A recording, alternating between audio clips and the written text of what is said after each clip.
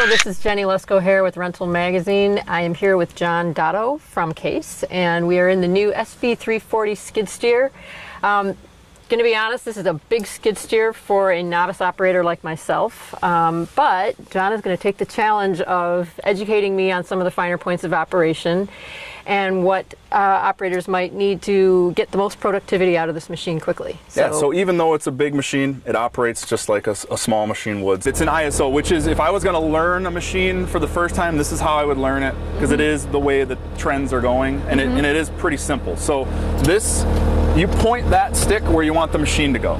So start out by just driving around and getting used to, all right, what does it feel like to be in this machine, driving around? How do I turn it? So all of your driving functions are on that stick. So when you press forward, it's going to drive forward, pull back, it's going to drive backwards. When you turn it to, if you turn it all the way to the left, it'll counter rotate, it'll skid steer. Same thing on the right, and then all your in-between driving functions are kind of, you know, on those in-between positions, and your work group is over there. So if you've ever run a wheel loader, it runs the same way that a wheel loader stick does. When you pull back on it, it'll raise the boom arms. When you push forward on it, it'll lower the boom arms. And then your bucket curl functions are curl into you, curls the bucket into you, curl away from you, curls the bucket away from you, dumps the bucket. So first step would be close the door, throw the lap bar down, hit the live hydraulics button, and then curl the bucket up so you're not driving around with the bucket scraping the ground, and then just, I would head out straight first.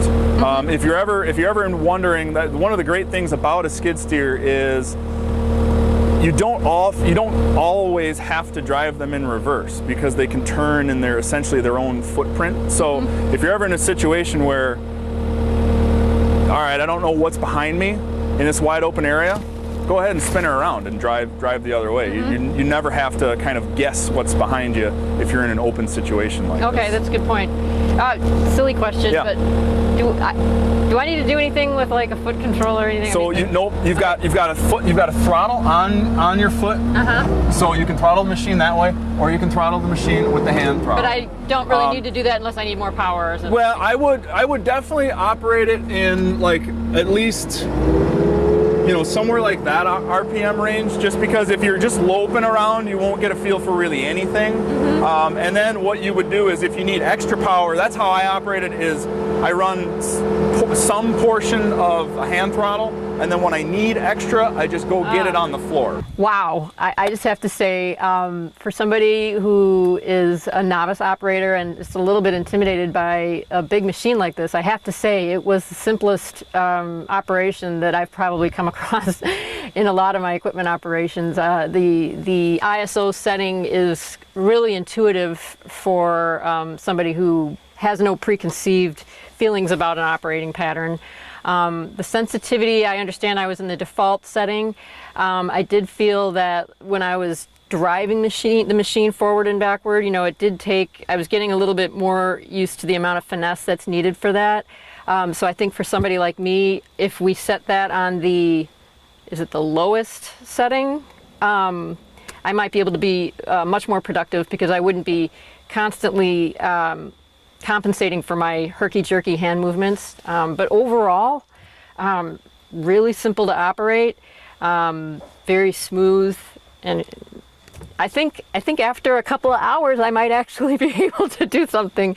All right, so now what we did is we changed the controls from the default factory settings to a lower response setting, and it made, for me, a tremendous difference. I was able to control the movements without so much response, honestly. But I mean, for a novice operator who may have some over movement of the hand and arm, it allows for much greater control and comfort for the operator. I feel so much more in control and more productive. So great feature for renters, I think.